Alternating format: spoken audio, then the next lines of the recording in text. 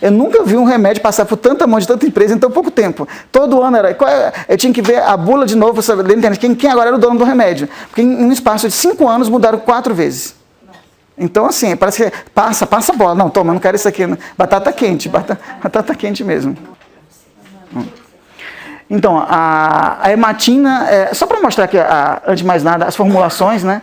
Então, você tem um Pan-Hematin, né? Na época que eu fiz o slide, ele era da Ovation. Aí da Ovation ele passou por mais 3 companhias.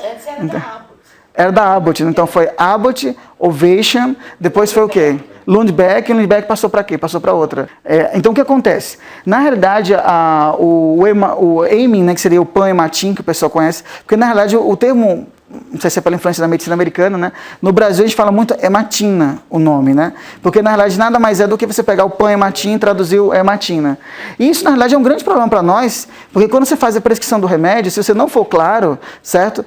O governo vai tentar comprar esse daqui, que é muito mais complicado comprar, para falar a verdade. Mas é muito mais complicado comprar. E ele era mais caro. Um dele equivalia a 4 doses do emerginato.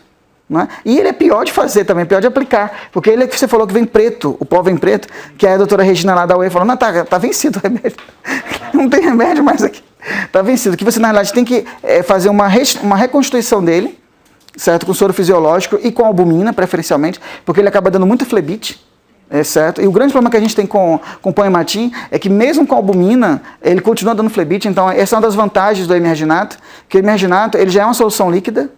Cadê aqui só para mostrar para vocês?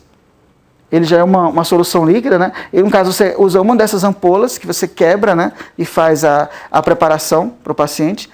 É muito curioso porque, em tese, na bula fala que você tem que fazer a preparação em um material de vidro, certo? Ninguém tem esse material de vidro.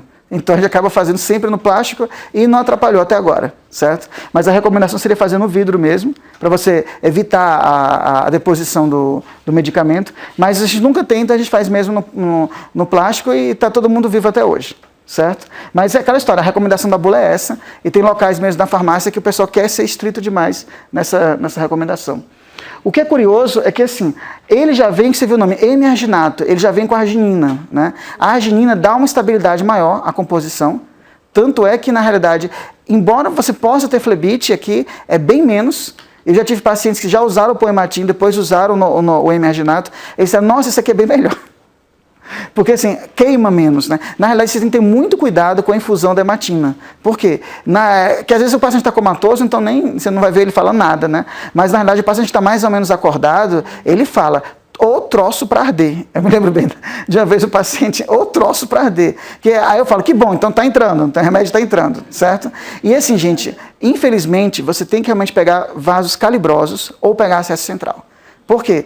Porque, na realidade, é muito comum a hematina estourar as veias da pessoa. Porque, mas está injetando praticamente ferro na pessoa, certo? E um grande problema que a gente tem é que, com o tempo, a dificuldade de acesso, se é um paciente tomar várias vezes, vai se tornar um problema mesmo. Ele vai perdendo as veias e você não consegue mais recuperar isso daí. Por isso que a ideia realmente é pegar vasos calibrosos desde o princípio, se puder. E o acesso central, eu não sou do tipo que gosta do acesso central, porque a gente perdeu uma paciente diferenciada de Brasília, porque teve infecção no Portocate.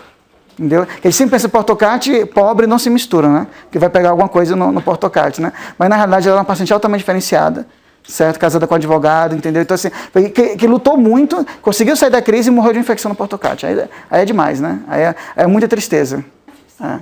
Agora assim, historicamente, na realidade, o emerginato é mais antigo que o Pan-Hematin. Não, no Brasil não. Então assim, na prática, eu acho que vocês não vão mais encontrar o Pan-Hematin, ele vai ficar mais restrito aos Estados Unidos mesmo, porque agora ele foi comprado pela empresa que faz o Normosangue. Então foi comprado pela empresa. É bom ter um concorrente único, né? Então vamos comprar o concorrente. O concorrente também está quebrado, né? E já que ele estava um filho sem pai, né? Eles acabaram comprando. Então acho que a minha impressão é que eles vão manter só nos Estados Unidos e vão tentar passar o emerginato para outros. Porque nos Estados Unidos vai ser difícil você introduzir o emerginato lá. Eles estão tentando, mas tem que passar pela aprovação da FDA, aquela coisa toda que vocês conhecem. Então acho que eles vão. Nosso objetivo é ter o Normosangue. Não, eu sei. Não, na prática, para nós realmente é mais prático o normosangue para aplicar também, porque aqui você tinha que fazer uma restituição, uma reconstituição, e depois assim, albumina, quem que tem no hospital para poder aplicar? Não tinha. Então, conclusão, era na reconstituição mesmo, e fala ao paciente, ó, vai doer, viu? Se prepara aí que vai doer. Mesmo passando... E outra coisa, é uma infusão que em geral a gente tem que fazer entre 15 a 30 minutos. 35, 40 minutos no máximo, porque se demorar muito, vai empedrar toda a equipe. Na realidade, assim, eu mesmo põe matinho, eu tento fazer mais tempo, entendeu? Eu não faço em 15. O paciente queima demais, ele grita de dor. Então, assim, pelo menos os pacientes lá, assim, doutor, para esse negócio, entendeu? Então a gente estendeu um pouco o período, passa mais devagar, para não... Até, nossa experiência, a gente faz 30 minutos com põe matinho, nunca empedrou nada, depois deu para limpar o equipo direitinho, porque assim, realmente ardia muito. É engraçado que uma vez, eu adoro, eu sou curioso, né? Eu pus o dedo mesmo na veia, né? Realmente fica quente mesmo. O trajeto todo você vê, né? Isso é aquela coisa de aqueles filmes de invasão de corpos, né? Que vai lá, fica naquela linha quente, subindo assim. Bem curioso, porque uma vez a gente teve que pegar no pé do paciente, porque não tinha mais lugar para fazer, a gente pegou no pé, né? Aí você sentia lá subir e ia fazendo aquele trajeto, queimando mesmo. Bem curioso isso. Por isso que assim, eu recomendo também você ter muito cuidado e tentar fazer, pelo menos que as pessoas conhecem. Então, esse paciente fez num posto de saúde, lá na cidade dele. Tá. Conclusão, quando ele chegou, vazou toda a hematina. Tudo assim. Chegou um negócio preto aqui. Eu devia ter tirado uma foto na época, né? Porque é uma coisa um horror. E eu fico imaginando o quanto esse cara sentiu dor. Porque ele falou assim, doutor, estava doendo muito mais do que de costume, né? Ele falou assim, mas a mulher falou que era assim mesmo, né? Porque eu falei para ela que podia doer, mas eu devia ter especificado que é no trajeto do negócio e não com a coisa espalhando pelo braço todo, pelo dele, né? Eu fiquei preocupado daquilo ali se dar uma necrose horrível, né? Mas com o tempo ele recuperou e agora você não vê mais nada, né? Mas espalhou de tal forma meio pelo braço, falei, meu Deus, vamos amputar o braço desse homem. Isso daqui. E deve ter doído muito, certo? Uma coisa assim, recomendações práticas, né? Como você tem que fazer, tem a questão da foto também, da acessibilidade do material, a gente usa equipo escuro, certo? Tem um tipo de equipo que o pessoal da Hemato que usa, né? Que é... Corte sensível, né? Que eles usam equipo escuro também. Só que várias vezes a gente chegava lá, cadê a equipe escuro? Não tem. Então qual é a solução? Esparadrapo. A pior solução que a gente fez foi usar papel carbono, porque depois ficou uma sujeira. Eu não sei quem teve a ideia brilhante de colocar papel carbono lá, né? Sei que no final ficou uma melação de carbono para todo lado. Eu cheguei lá, estava o carbono já colocado. A enfermeira, não tínhamos. Eu falei, eu tenho um monte de papel alumínio, devia ter me falado que eu trago aqui, eu compro 3 rolos e deixo aqui de papel alumínio. Não, mas assim, mas teve o que eu fiz para ela? Eu abri e falei, ó, tá saindo, ó, veja aqui, tá saindo. Eu acho legal que a gente teve uma experiência com um cara que realmente não tinha porfiria, né? Só que daquelas coisas loucas, né? Ele tinha realmente uma dor abdominal importante, mas que era muito associada com a alimentação, ou seja, não é a dor da porfiria, né? É uma dor associada com a alimentação, e que não sei porquê, em algum momento, pediram porfirinas fecais, e deu um leve aumento de coproporfirinas nas fezes. Gente, leve aumento de coproporfirinas nas fezes até eu devo ter, certo? Sei que no final ficou com um diagnóstico de coproporfiria hereditária. Eu gostei disso. E já foi assim, porque fezes copro, né? Então já ficou como, nossa, eu faço todo um esquema, ALA, PBG, e vai ver o pico do VP, do plasma e tal. Ele já recebeu. Eu até perguntei, foi molecular? Ele, como assim? Então não foi molecular, não. Foi. Por conta disso. Não são, dona. Só que assim, ele tinha dinheiro. Ele falou pra mim assim, ó, eu já tenho uma prescrição, eu vou comprar o Imaginato. O senhor aplica? Porque lá em São Paulo estão me cobrando R$3.000 para o médico ficar do meu lado para aplicar. Falei, nossa, eu podia ter sido rico e não fui, né? Entendeu? Aí eu pensei, poxa, o cara não tem porfiria, mas quer aplicar o M. Eu sei que ele não tem, mas eu sempre tive curiosidade de saber qual é o efeito do M para pacientes que não tem porfiria. Entendeu? Se ele assinar um termo de consentimento aqui nosso, afirmando que não tem porfiria, então tudo bem. Porque na realidade, o normosangue, na realidade, ainda bem que vocês vão cortar essa gravação, né? Então tá bom. O Imaginato, na verdade, é ferro. É como você dá, sei lá, ferro numa outra formulação e muito mais cara para a pessoa, né? Então, na realidade, eu queria até saber quais eram os efeitos mesmo. Aí ele tomou, fez 1, fez 2, fez 3, fez 4 doses e não teve efeito nenhum. Nem melhorou a dor, nem sentiu nada. Então, é uma coisa legal. Aumentou a hemoglobina dele, achei legal. Entendeu? Eu pude ver a hemoglobina aumentar, assim. É uma boa experiência, né? Não para ele que gastou um horror comprando. Ele comprou do próprio bolso, lá na Europa. Entendeu? Assim, é bom ter paciente rico de vez em quando, né? Mas coitado, ele se convenceu que não tinha, mas ele pensou assim, será que não pode trazer nenhum benefício para mim? Tadinho, né? Também fiquei com pena. Vamos lá. Experiência é cara, né? Bem que você vai pagar tudo aí, né? Então... exatamente. Se ele queria saber o efeito, né? Mas o problema assim que também eu entendo uma coisa, ele tinha comprado já. Ele já tinha comprado já. Eu quase pensei, poxa, você doa para alguém que está precisando. Né? Podia doar para alguém que está precisando. Mas sabe que tem coisas que você coloca na sua cabeça, que se você não fizer até o final, você nunca vai tirar? Exatamente. Então, ele tinha que tentar isso daí. Certo? Porque aqui em São Paulo ele não conseguiu, porque na verdade o pessoal cobrou dele, acho que no final ia ser R$12 mil para fazer a aplicação. Não é? Fora a internação dia, fora não sei o quê. Aí ele falou, nossa, vai todas as minhas economias, né? E por uma coisa que na realidade eu já tinha falado para ele que não era. Então ele falou, não, se é para não ser, então vamos tentar pelo menos aqui. Vocês estão me recebendo muito bem, ele falou, né? Ele não falou com a esposa dele ainda, né? Ainda não descobriram o que ele tem, não. Mas é uma condição realmente associada com circulação gástrica mesmo, o problema dele. Bem, então na prática, pessoas saudáveis podem tomar hematina se quiserem, certo? Não sei qual o seu desejo de tomar heme, mas aparentemente é seguro também que pessoas que não têm porfiria. Agora a gente pode voltar um pouco para a história, né? Então o heme, na realidade, ou hemina ou hematina, é absorvida pelo fígado, certo? Vai direto mesmo para o fígado, para os hepatócitos.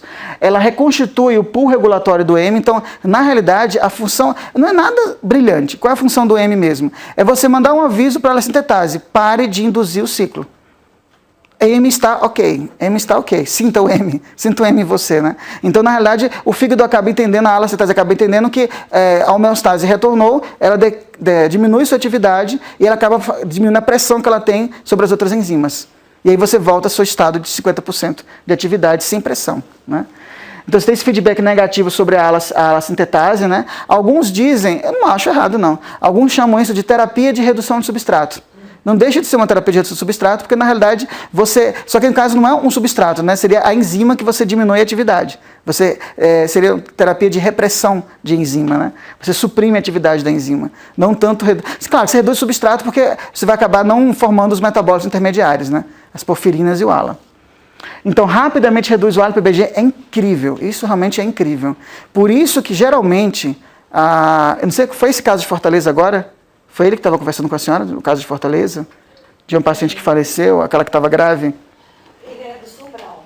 Ele é de Sobral. Esqueci, ele é de Sobral. Essa paciente era de Fortaleza mesmo. Pedro, tive uma paciente de Fortaleza agora, que estava numa crise muito grave, e eu não sei qual era o hospital em que ela estava, certo? Eu só entrei em discussão com a Dona Ida, dividiu os e-mails com a gente, porque na realidade a equipe médica mesmo nunca me contactou. Quem contactava era o marido, e aí o marido falava, fale com o médico, peça o médico falar com a gente, porque não ia dar instruções através do marido. Né? Não sei se o cara era louco, né? Então eu prefiro realmente... Mas ela indubitavelmente tinha porfiria, e a questão era, fizeram um ciclo de 4 ampolas com ela, e ela continuava ruim, em todos os parâmetros, melhorou um pouco a parte do parâmetro respiratório e tal, mas assim, aí eu ficava o tempo todo insistindo, e o bioquímico, certo? Não, mas ela já tem diagnóstico, não, aí você não entendeu muito bem. Em geral, se a pessoa responde muito bem ao ALA-PBG, a queda do ALA do PBG é muito intensa. E aí você fica mais ou menos seguro de que aquilo dali foi uma resposta muito boa. Nesses pacientes que têm crises muito graves, você dá o ALA-PBG e você vê assim, melhora um pouco. Tipo, estava em 35, fica em 33. Isso não é bom. Sinto muito, isso não é bom. Esse paciente já está numa crise grave bioquímica, certo? Então, em casos assim, a sua saída mesmo é prolongar esses ciclos, a 4, 8, entendeu? Você tem que prolongar esse ciclo mesmo. Então, o pessoal não entende isso. Porque, mas clinicamente já está do mesmo jeito. Sim, mas a neuropatia periférica não vai mudar. A única coisa que eu posso ter um parâmetro objetivo para avaliar se ela está melhorando ou não é a questão do PBG, certo? Então... Na verdade, se o pessoal, tudo bem que vai para o Pardini, né? Tudo bem que o Pardini é execrável, mas pelo menos o ALA e o PBG deles não são tão ruins, certo? Porque na verdade o ideal é você fazer no mesmo local. Então você já começou num Pardini e continua no Pardini. Porque agora o Pardini recebe tudo do Brasil inteiro, né, praticamente. Nada contra BH. Entendeu? Não compensa, porque assim, sai muito caro. A diretora da clínica do hospital, ela sentou comigo e falou, Charles, eu sei que você tem boa vontade, eu sei que você quer fazer as coisas, mas entenda, para um teste compensar para o hospital tem que ser isso. Se seu teste é isso daqui, ele vai dar prejuízo ao hospital. Manter esse teste. Por isso que eles eliminaram as porfirinas plasmáticas de lá e eliminaram as coprourofirinas. Estavam mantidas já fazia anos lá, mas chegou num tempo que só quem pedia, quando viu a lista de quem pedia, era eu. Até o professor do dermato não estava mais pedindo. Eu pedia só para um caso ou outro, entendeu? Só que eu estava pedindo também para as agudas. Embora eu soubesse que não era o melhor exame, né? Mas como estava disponível, era uma coisa que eu sempre gostava de pedir para o pessoal. Mas aí chegou um tempo que falou assim, não tem mais razão de manter esse teste aqui. Está dando prejuízo para a gente, esse teste. Não é? Então, mais em compensação, montaram a homocisteína, que para a gente foi bem melhor, para muita doença metabólica. Né? Porque a homocisteína quem pede? A cardiologia pede bastante, a neuro pede bastante e a genética pede bastante. Certo? Então aí, digamos, justificaria o volume, né? Mas por fim eles falaram que não estava justificando. Mas acho que pelo menos ter 3 laboratórios que pudessem fazer isso no Brasil, 4 laboratórios, certo? Pelo menos 2 universitários, né, públicos, seria o ideal mesmo. Mas um dos objetivos também desse curso é isso também, viu? É networking, viu? A gente quer fazer networking, conhecer as pessoas, entendeu? Discutir. Porque, por exemplo, eu falei Porto Alegre, Erlane, mas não pela questão de concentrar em Porto Alegre, mas porque, assim, já é um laboratório, digamos, com experiência, o Renato, então, assim, que, digamos, não tem interesse comercial e que poderia, digamos assim, pelo menos para a região sul, cobrir a região sul, digamos assim. Então, ela é clinicamente efetiva, né? Um grande problema que a gente tem com o M é que realmente não existe nenhum estudo duplo cego placebo controlado. Porque, na realidade, era antiético fazer isso, né? Não, você vai ficar na glicose, eu vou dar hematina para o outro cara. Vamos ver se a randomização vai salvar você. Entendeu? Então, assim, era muito complicado. E se você também colocasse, não, os leves vão para a glicose e os graves também não ia funcionar. Então, não era duplo cego, certo? Não era, você não randomizou adequadamente os pacientes. Então, um dos problemas do FDA, a princípio, seria esse, né? Mas eles acabaram aceitando a questão da hematina, apesar disso, né? A recuperação realmente é mais rápida, entendeu? Mesmo quando é um ataque leve, né? Você vê que a resposta é bem mais rápida. Aí você tira aquela pessoa do PA logo. A resposta clínica pode ser satisfatória se o tratamento é iniciado tardiamente. Por que isso? Porque, infelizmente, muita gente espera o paciente ter neuropatia para começar a tratar. E isso, aí é que está o erro, porque quando a neuropatia já é um sinal que começou tarde demais. Certo? Quando a mão começa a cair, o pé começa a cair, você começou tarde demais. O ideal é você... Aí tem uma linha para separar, porque também a hematina não dá em árvore, né? A nossa linha é ele começar a ter desautonomia, mais importante, ou começar o que eles chamam de tingling, né? Na ponta dos dedos, né? Quando ele começa com isso, eu falo, vixe, entendeu? Quando é só... Porque tem os pacientes que realmente já têm um diagnóstico, e eles já se conhecem. Certo? Então você já vai direto e já pergunta, como é que está hoje? Eu gosto disso, né? Como é que está hoje? Não, só aqui. Entendeu? Eu gosto disso, né? Só que nada, não está sentindo um formigamento, não, ok, beleza, de boa, né? Como eles falam, né? Aí no outro dia, eu estou começando a sentir. Eu comecei, por favor, hematina, e já começa a fazer os contatos, né? Por conta disso. Ou às vezes, se ele tem em casa, a gente já usa a hematina que ele tem em casa para poder abortar a crise, né? Como a gente chama. Então, o mecanismo já comentamos, né, que na realidade a ideia seria você fazer a inibição da ela-sintetase, suprimir a atividade dela, que ela está superativada, porque ela, digamos, interpreta que o M está deficiente, e aí quando você dá o M, você acaba fazendo essa supressão desse eixo aqui, e reduz, né, os metabólitos que estão acumulados intermediariamente. Em geral, você usa 3 a 4 miligramas por quilo dia, né, que acaba, a gente usa mesmo 4 miligramas e arredonda para fazer uma ampola só. A duração em bula está de 4 dias, mas eu diria que eu chamo de um pequeno ciclo, né? Que na verdade pode ser mais longo em casos mais graves. Isso na verdade é um problema quando você consegue judicialmente o medicamento, que é como a gente vem conseguindo no Brasil. Porque na realidade, se você põe o ciclo de 4, o que acontece? O convênio vai entender que é 4 e pronto, acabou. O Estado vai entender, o advogado vai entender que é 4 acabou. E muitas vezes você sabe que não vai ser assim, certo? Então uma coisa que a gente vem prescrevendo muito é tentar colocar assim, uso contínuo. Embora eu saiba que não vai ser contínuo. Mas a gente põe um uso contínuo e tipo, coloca assim uma ampola por semana. Tipo, como se fosse, sei lá, uma infusão semanal, né? Pra quê? Pra gente poder, digamos assim, ter garantia. Um advogado me explicou, olha que a gente aprende cada coisa nessa vida, né? Então um advogado me ensinou que se eu escrevesse assim, ou pelo menos desse essa margem de possibilidade, não precisaria reiniciar o processo toda vez que precisasse, e aí para o paciente seria melhor isso daí. Então, é apenas uma sugestão que vem funcionando até o momento. Eu queria que você colocava 4 ampolas só. E realmente, só eram 4 ampolas e acabou. Se precisasse de mais, mas se você não representar, eles não ficam mandando, não. Tem que ficar mandando relatório. Tem que mandar relatório. Então, se o paciente está bem, eu diria até falar para o paciente assim, deixa quieto, né? Vamos... Mas assim, como o relatório abre essa possibilidade, para o advogado, diz que é mais fácil você reapresentar. Mas se você já fechou naquele das 4 ampolas, tem que recomeçar tudo de novo com ele. Entendeu? Então, assim, isso na realidade não é nenhuma coisa médica, isso é uma saída que eu entendi jurídica, né? Lá da linguagem lá dos advogados, né? Então, porque realmente você tem que ter lembrado disso, nem todo mundo vai ter essa resposta com 4. Eu acho que se o paciente já está com neuropatia periférica, ele não vai responder só com 4. Eu não vi nenhum paciente até hoje, perguntei ao Dr. Anderson, com a neuropatia grave, você já veio responder só com 4 ampolas? Não. Então, porque diabos, a bula coloca apenas isso daqui. Então, Teve 12. assim, a gente pelo menos, eu imagino coisa de 8 a 12 ampolas. Mas teve casos como aquele senhor que foram 22 ampolas. Não é? Dr. Wilson, a única vez que ele prescreveu hematina lá, ele quase quebrou o HC, né? O HC comprou, né? E ele prescreveu, acho que o paciente teve que usar em torno de 22 ampolas, 25 ampolas, Dá né? uma ampola por dia? É uma ampola por dia. Eu uso, porque depois dos 40 ampolas lá da Suíça, entendeu? Eu perdi o medo total de... O pessoal lá fora mesmo mandava usar, para não perder o medo. Porque assim, não dá para aproveitar para outro dia. Não aproveita. Uma vez você quebrou, preparou, é aquilo ou nada. Entendeu? Aí eu ficava assim, quando eu vi o pessoal jogando metade fora, não, pelo amor de Deus, não. Tanto é que é uma coisa, você tem que preparar e já administrar, não pode nem ficar apaisando demais que o negócio começa a empedrar mesmo, ele vai se depositando no local.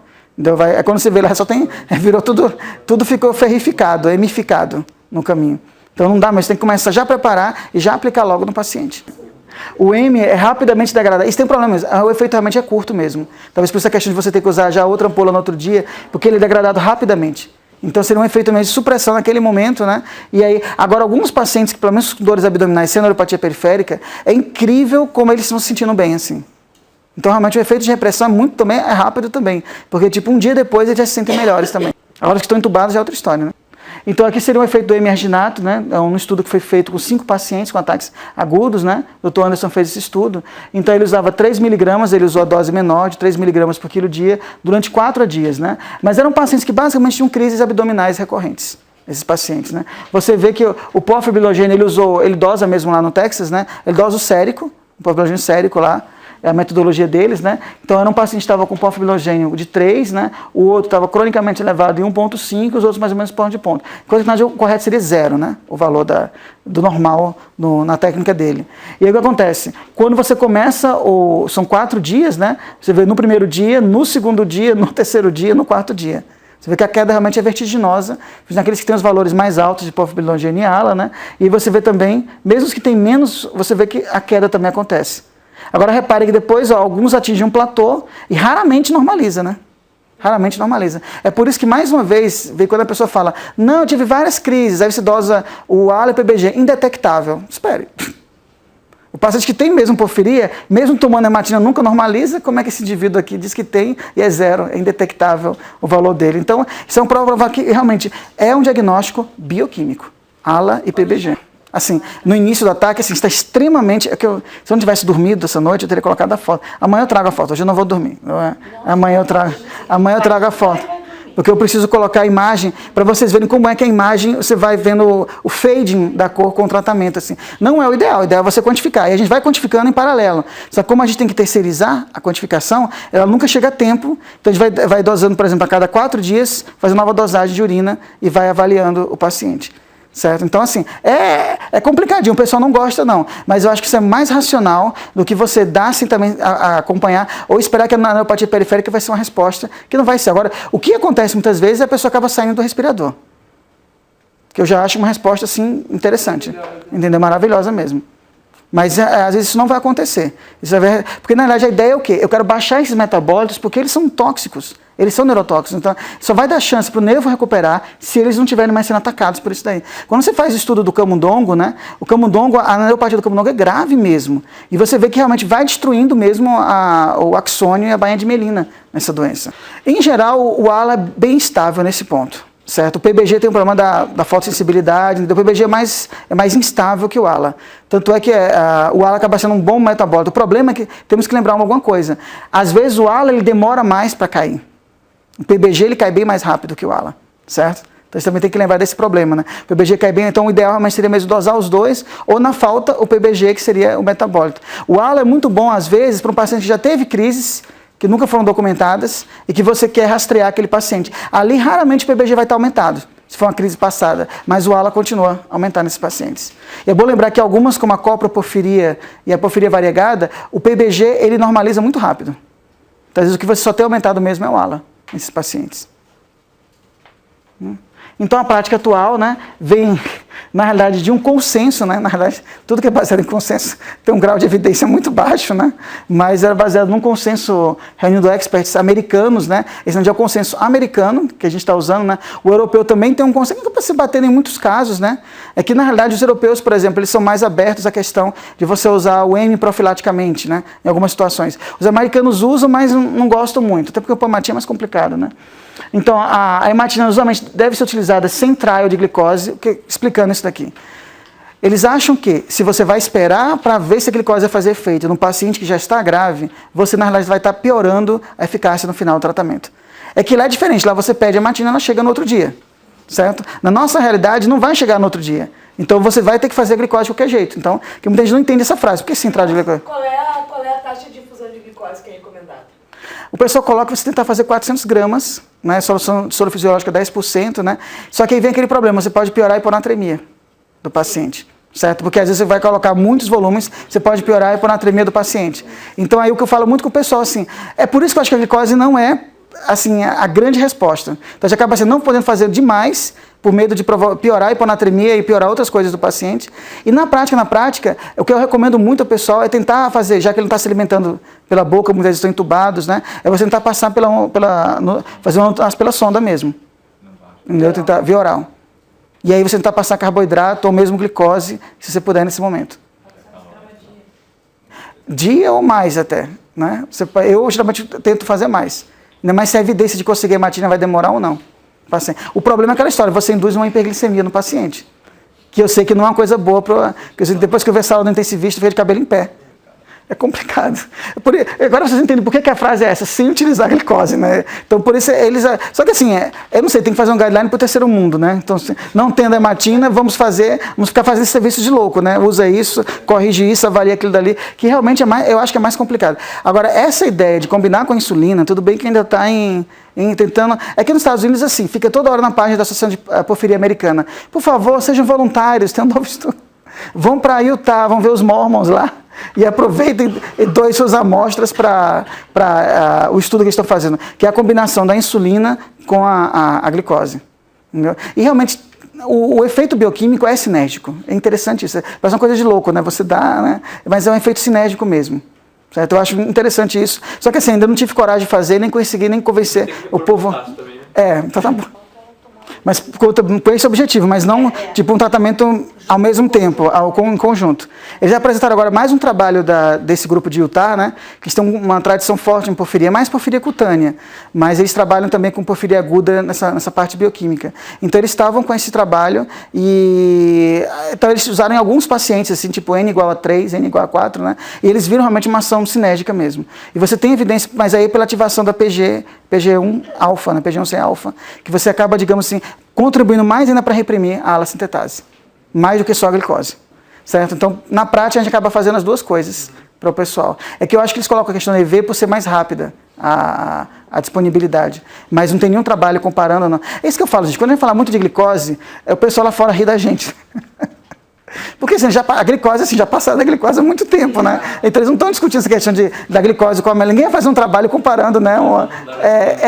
Lá eles estão discutindo outras coisas, assim, tipo, o molecular, o porquê do câncer, porquê não sei o quê. Pode ser usado em qualquer contexto clínico, ou seja, assim, claro que você vai ter o bom senso, né?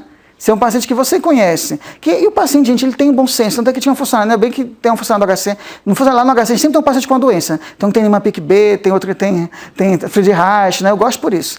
Então, se tem uma lá que tinha porfiria aguda, né? Era ótimo, que era o nosso controle do teste. Então, quando a gente estava assim, ela chegava, eu estou com uma dorzinha. Ótimo, vamos fazer o controle do teste. Então, era nosso ISO 9000, ela, né? Aí ela pegava a urina dela, fazia o teste, pimba, positivo, está funcionando o teste. Então, aí sempre usava a urina dela, e quando ela estava bem, vamos lá, PBG negativo.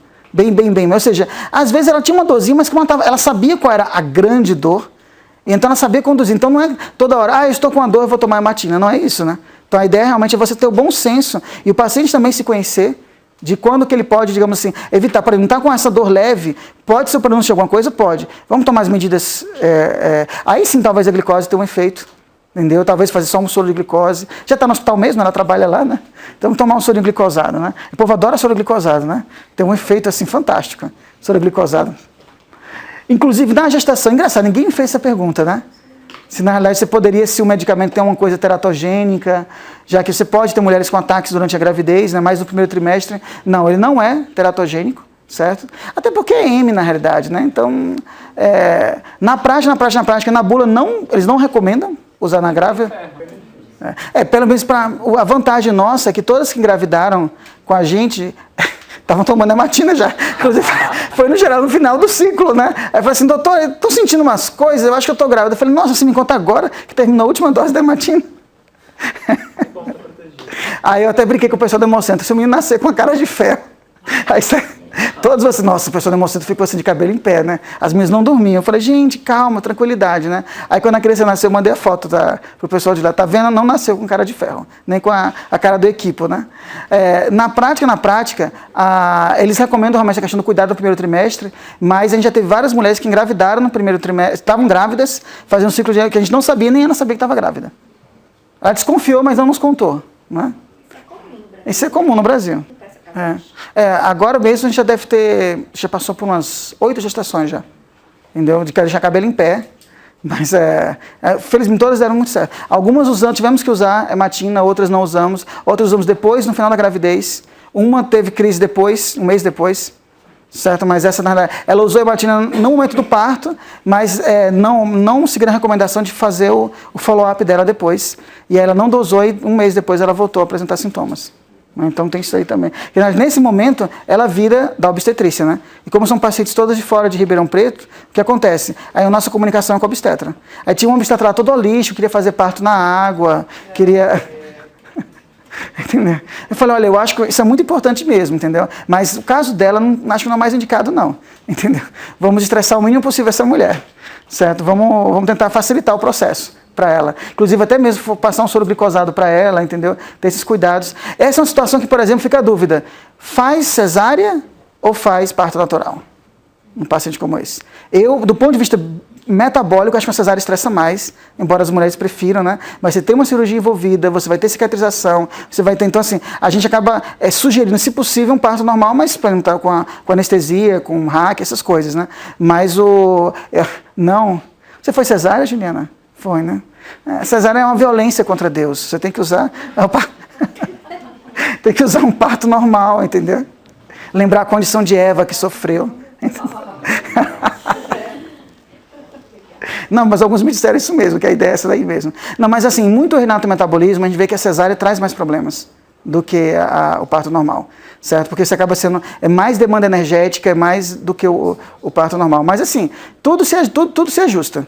Não quer cesárea mesmo? Então vamos lá, passa soro glicosado, acompanha, avalia, aumenta a ingesta calórica dela, a gente vai acompanhando.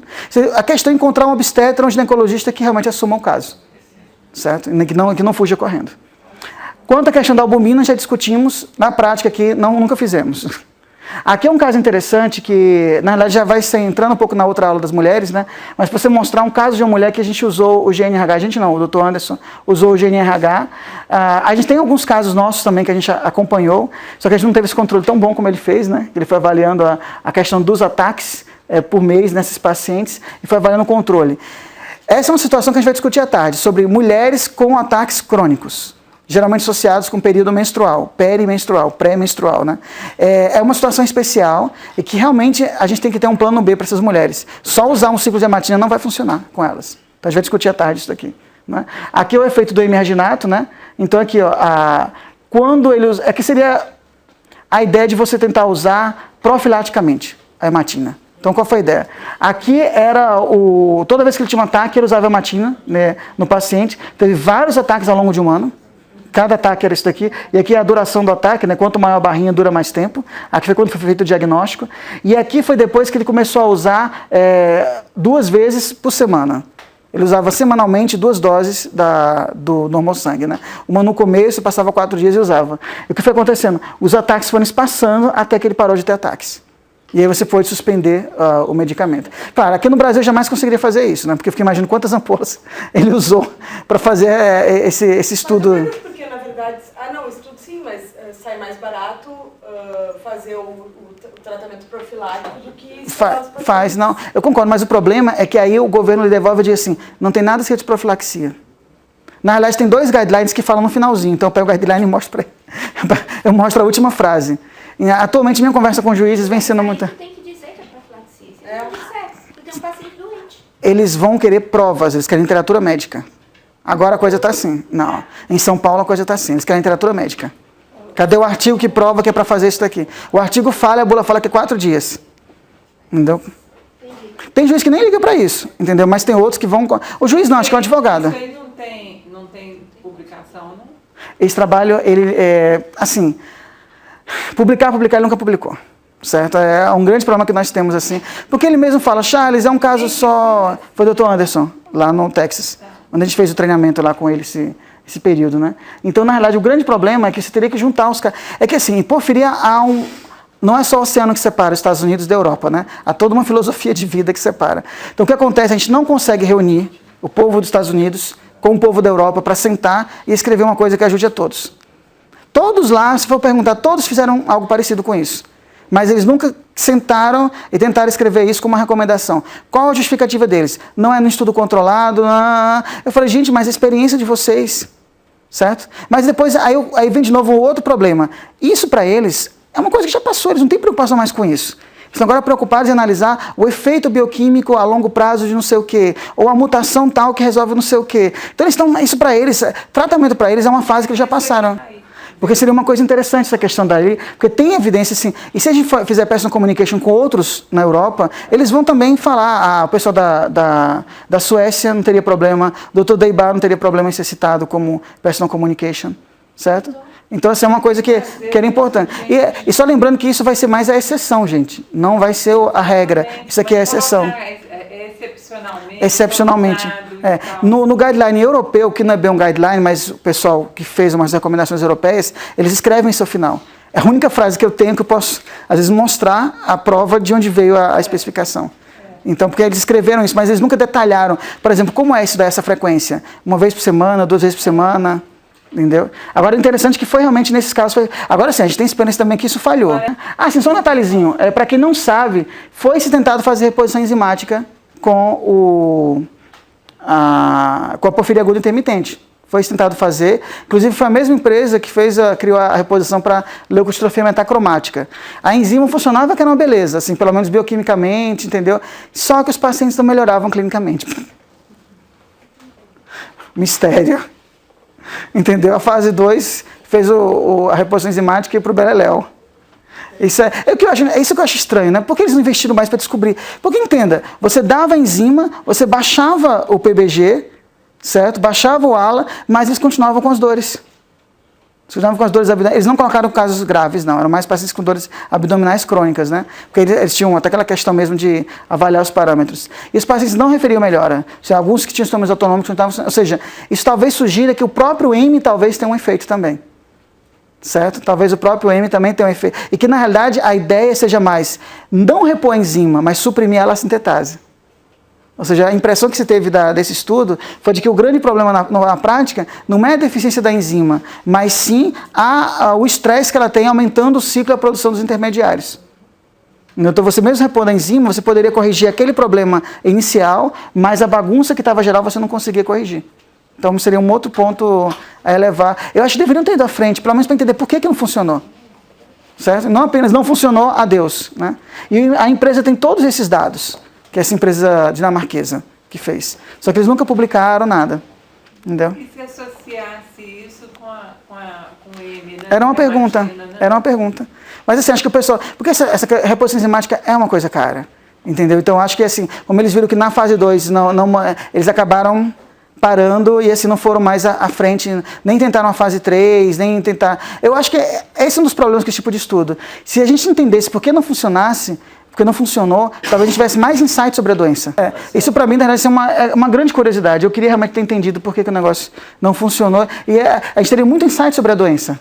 Não? Ou seja, baixou o PBG, mas não baixou a ALA e os intermediários continuavam aumentados. Ou seja, talvez a repressão da ALA sintetase seja mais importante. E é aí que a gente... Bem, terapia gênica. A Dona Eda sempre me pergunta e manda umas coisas de terapia gênica. Embora geneticista, Dona Eda, eu sou extremamente pessimista quanto à terapia gênica. Eu acho que ela vai funcionar para uma coisa ou outra em genética, mas eu acho que para doenças mais multissistêmicas, a terapia gênica acho que não vai funcionar. Mas pensa bem, se é um órgão específico, Ah, exatamente. Você pode injetar lá no fígado. Exatamente. Eu penso assim, na questão do fígado, eu acho que faria sentido a gente trabalhar com... Tem 2 estudos, né? Eu acho que a grande esperança, na realidade, está surgindo agora para os pacientes que têm esses ataques crônicos, né? Que eu acabei não vou pondo no slide, por uma questão de confidencialidade, mas eu posso comentar, né? Ninguém pode cortar minha língua. Então, na prática, assim, mas está publicado, bem, em parte, né? Mas se entrar no site, você vai encontrar a informação deles, né? É uma empresa americana, a Nylan, né? Que está desenvolvendo a terapia de silenciamento gênico, né? Silenciamento por RNA de interferência, que estão fazendo para amiloidose e também para porfiria aguda intermitente. Então, a ideia aí qual é? É você inibir o RNA mensageiro da ala-sintetase. Então você começar bem no início. Só que, claro, eles estão querendo utilizar para pessoas que têm ataques crônicos. Então a ideia seria pessoas com ataques crônicos, porque o efeito não é um efeito tão imediato. Então se a gente pensar no paciente que está em crise aguda, aí você tem um problema. Você não vai, imagina, não, vamos injetar o RNA mensageiro e esperar o efeito. Não, o paciente já morreu. Certo? Então, aí não dá tempo. Então, assim, eles estão trabalhando com pacientes, tipo aquele que eu mostrei antes, tem várias crises, que aí realmente, isso faz sentido. Em vez de você entupir o paciente de emerginato, você inibir a sintetase, que está totalmente desregulada. Então, eu tenho grande expectativa que isso vai funcionar. Certo? Eu achei que, no princípio eu fui cético, mas depois que eu vi os dados pré-clínicos deles, eu achei que realmente faz sentido. E assim, eles verificaram que não altera outros RNAs mensageiros. Seria o nosso grande medo, mas você começar a suprimir outros RNA mensageiros do indivíduo que provocar. Não, é extremamente específico para o RNA mensageiro da ala-sintetase. Então, bem, então aqui foi mais um que a gente comentou ontem, né? Então, assim, na realidade, a ideia seria você suspeita clínica porfiria aguda, fazer o teste PBG, amostra randômica, níveis normais de PBG, em tese você exclui as 3 agudas que excretam PBG. Qual é a aguda que não excreta? Já para saber, se é o pós-teste amanhã. A ALAD, né, ou ADP, como se chamar, né, a ALA-D, né, seria a deficiência de ala desidratase, né. Então, assim, na realidade, aqui mesmo esse guidelines, eles sugerem depois medir PBG e ALA na mesma amostra, né, se tem só aumento do ALA isolado e o nível normal de PBG, você faz o diferencial para ALA-D, né? Se ambas estiverem normais, aí você realmente exclui porfiria aguda. Então, mesmo para uma porfiria aguda, se o PBG dá normal, ele sugere que você faça, porque a gente teve um caso mesmo, aquele paciente da qual porfiria hereditária, que o PBG dele sempre foi negativo. Sempre. Só o ALA que era aumentado. Então, eles realmente sugerem que você deve fazer uma nova dosagem de PBG e ALA na mesma amostra, se na primeira o PBG é normal e a clínica sugere que seja porfiria aguda. Então, a gente não descarta a porfiria aguda pelo teste semi-quantitativo ou teste qualitativo. Então, mesmo que o Ehrlich dê negativo lá, e a gente suspeita de porfiria, a gente vai fazer o quantitativo no paciente. Certo? Então, isso é uma coisa importante. Né? Porque, na realidade, um problema que eu vejo numa ala de 24 horas é que você pode ter esses aumentos inespecíficos, né? Tipo, às vezes chega uma pessoa lá com uma ala de 5, uma ala de 5,5. E assim, mas teve crise semana passada. Eu falei, isso não é porfiria. Certo? Mas o ALA deu aumentado, que a pessoa estudou, né? O ALA deu aumentado. Sim, mas não é um aumento que eu esperaria numa crise porfírica, entendeu? Mesmo ter sido na semana passada. Então eu esperaria um aumento bem maior. Tudo bem, se foi aquela senhora que teve a crise há 30 anos, nunca mais teve nada, beleza. Mas teve na semana passada. Então, às vezes, eu acho que o ALA de 24 horas, às vezes você pode, digamos assim, ter um falso positivo por conta disso. Eu sei que eles querem evitar o falso negativo, mas você pode ter um falso positivo. E aí o paciente, assim, carimbo de porfiria. Pá! Até tirar o carimbo vai demorar. Né? E aí ele fala, né, no caso, se você tiver o ALA aumentado e você afastou a ALAD por teste molecular ou você fez a fração do zinco ligada, né, pode ser intoxicação por chumbo ou pode ser um caso de tirosina hereditária tipo 1, que você pode ter a inibição da ALA por conta disso também. Não é? Ou outro diagnóstico confirmado de alguma outra coisa. Certo? A gente não sabe ainda o que acontece nesses casos que você pode ter o ALA aumentado por outros motivos. Né? Lembrar que o ALA ele vai ter envolvimento realmente da formação hepática também dele. Então você tem que lembrar disso daí. Outras doenças hepáticas podem interferir mesmo. Aqui o aumento de PBG, então você pensa nas porfirias agudas, né? Já vai para o tratamento específico e depois você pode ir fazendo a cascata para definir qual é o subtipo, né? Ele usa muito o ensaio enzimático lá, certo? Não é complicado, tanto é que assim, ele tem uma técnica lá no laboratório, né? Que na verdade faz tudo nas amostras que ele recebe do país inteiro. E ela tá lá, entra no Facebook, brinca, não sei o quê, entendeu? Porque realmente não são tantas amostras assim não. Chegam por dia lá, 4, 5, 6... Né? Quando chega a 6, ela estava de cabelo em pé já. Qual é o nome dela? Eu gostava do nome dela. Sharona, uma coisa assim, entendeu? Me lembrava o nome de outra coisa, entendeu? E ela foi ex-presidiária também. Não, mas é uma boa pessoa, entendeu? Ô Charles, a insuficiência hepática pode alterar exame? Pode. Tanto as porfirinas, você pode ter aumento inexpressivo de porfirinas, né? Com o ALA, na realidade, acho que você pode ter aumento do ALA, um falso aumento do ALA na insuficiência hepática, mas as porfirinas com certeza estão alteradas. Certo? Então, assim, não por isso que, assim, o HPLC para porfirinas, para porfiria aguda, não é mesmo um bom teste, certo? Na porfiria cutânea tarda se justifica, porque você pode ver, você quer ver aquelas frações, mas para porfiria aguda não. Primeiro porque, assim, qualquer doença hepática pode aumentar inespecificamente. E aí, se a pessoa pegar aquela questão de, houve aumento das porfirinas, já se carimbo de porfiria. Esse é um problema. E já vê que muita doença metabólica, não estou dizendo que ele não tenha doença nenhuma, mas ele pode ter uma outra doença até metabólica que pode interferir no metabolismo hepático e aumentar as porfirinas. Certo? Quem foi que fez aí? Agora mesmo a gente teve no HC uma menininha que deu eles positivo. Ela... Eu já fiz na menina de 1 aninho com citrullinemia. E deu também. Eu acho que realmente tem fatores confundidores. Por isso que tem que mesmo fazer uma associação de testes. Não dá para dissociar a clínica não dá. E lembrar sempre que o Ehrlich ou o Watson-Schwartz são testes qualitativos, né? Então, na prática, eles não são testes perfeitos, né? Eles são bons porque são bedside, você pode fazer na hora e já ter uma resposta, mas você não pode querer muito além disso, não. A gente já tive pacientes realmente que PBG negativo, mas que quantitativamente o ALA e o PBG estavam aumentados. Mas não estava numa excreção de PBG tanta que fizesse o teste mudar de cor. Então, pode acontecer também. Como a gente teve um que teve um dos mais belos Ehrlichs que eu já vi, que era um paciente que estava com linfoma, aí eu... Estava na hemato, cadê o Guilherme? Estava na hemato esse paciente com linfoma, com dor abdominal, né? E aí o pessoal acabou pedindo um teste da porfiria para ele, né? Eu realmente, tudo bem, mas pediram e foi positivo. Aí o caso chega a mim, né? O paciente está com linfoma e porfiria. Aí eu falei... Aí eu imaginei assim, não, deve ser aquelas porfirias secundárias, tipo assim, que você pode ter algumas doenças oncológicas levando a uma porfiria adquirida, né? Então eu imaginei que fosse isso. Não, é porfiria aguda intermitente. Eu falei, calma. Ele realmente tinha dores abdominais, né? Mas começaram junto com o tumor, certo? E aí o que foi que a gente fez? Fez ALA e PBG quantitativos, né? Mais de uma vez, todos normais, completamente normais. O dele, né? E a gente acabou repetindo o Ehrlich dele, né? E aí você via que, na realidade, tinha muito urobilinogênio. Então, não sei até que ponto isso era um efeito hepático que ele apresentava. Certo? Mas nos casos, de novo, né? Outra coisa, você não vai dar porfiria só pelo Ehrlich, né? Tem que lembrar disso. Claro, um paciente que todos os sintomas de uma crise aguda, perfeito. Mas ele não estava bem assim, ele já tinha uma condição prévia, né? Esse é um caso que agora, que a gente deveria ter voltado para esse caso. É que, na verdade, a pressão foi tanta, a família já ia comprar hematina já. Entendeu? Você está vendo, gente, como é muito perigoso você dar um diagnóstico de porfiria, sem você ter todos os bioquímicos. O pessoal enlouquece, o pessoal fica histérico. Então, tem que ter muito cuidado com isso. Então, na prática, eu falei para a família, não, vamos esperar o ALA e o PBG. Nesse meio tempo, já estavam com contatos na Europa para comprar o normosangue já do pai. O filho ainda mais essa, né? O filho era advogado, né? Não, doutor, já vou começar o processo já. Eu falei, não, calma. Se concentra no linfoma, entendeu? No momento, seu pai precisa disso, de oração. Certo? Então, deixa a parte médica para a gente, que aí vai adiantar muito mais. E no final, dosamos mais uma vez, para ter certeza mesmo, né? Eu ainda cheguei a mandar para o Texas, aí o doutor Anderson foi normal lá, ele falou assim, esse paciente já não tem linfoma? Eu falo, foi o Ehrlich. Ele falou, você não sabe que o Ehrlich não presta? Eu falei, eu sei, mas é o que a gente faz aqui, e a família ouviu porfiria, e até tirar a porfiria da cabeça é complicado. Ele não faz o Ehrlich, né? Nem como teste errado, ele não faz, entendeu? Ele dosa no sangue o porfirinogênio direto, entendeu? Ele não faz o teste urinário lá. Mas quem tem cão, né, caça com gato, né?